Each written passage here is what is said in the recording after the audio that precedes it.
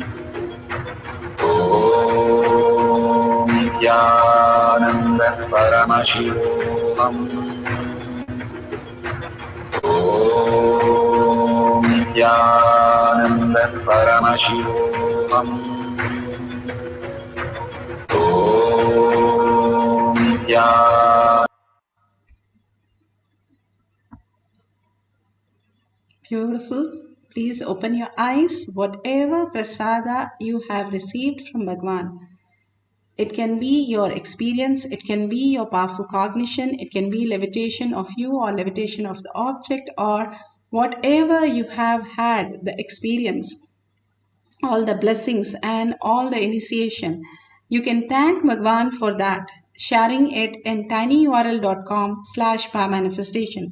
Again and again, Bhagwan is asking you to share, because only when you verbalize yourself, you start really experiencing what you are. You are Paramashiva.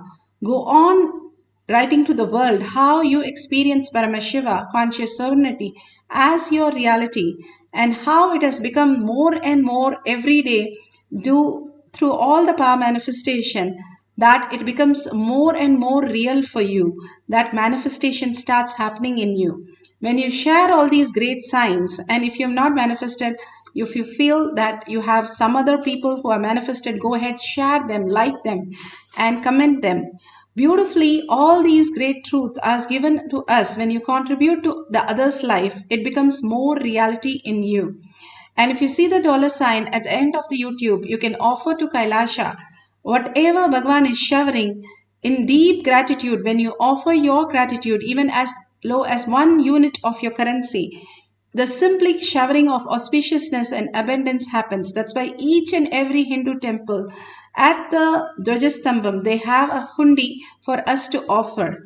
And all that we offer simply wipes away all that incompletion and builds the Kailasa in our inner space when we vote for Paramashiva as our reality.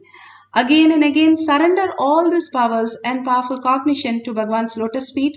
Contribute to Bhagwan's, thank all the things that he is giving, and thank Bhagwan with a deep gratitude, and offer all the powerful cognition and power manifestation at his lotus feet. Thanking each one of you, hundreds of you sitting here and manifesting the powers of Paramashiva. Bhagwan himself has said, whoever is in the Kailash courtyard, I myself will manifest their auspiciousness and abundance as each one's reality. That beautiful space, we are all experiencing the greatest intelligence that has happened to us as an initiation, as our own conscious sovereignty, as our own reality. So with that deep gratitude, let's end the session with a Purna Mantra. Om Purnamada Purnamidam Purna Purnamudashyate Purnasya Purnamadaya Purnameva Vashishyate. Om Shanti Shanti Shanti. Hari Om Tat Sat Sarvam Bhagavate Sri Nithyananda Paramashivam Paduka Arpanamastu. Om Nithyanandam. Thank you so much. Again, we'll have at 6 p.m. in the Kailash Courtyard in the Zoom session. You can log in through eKailasha. Thank you, Nithyanandam.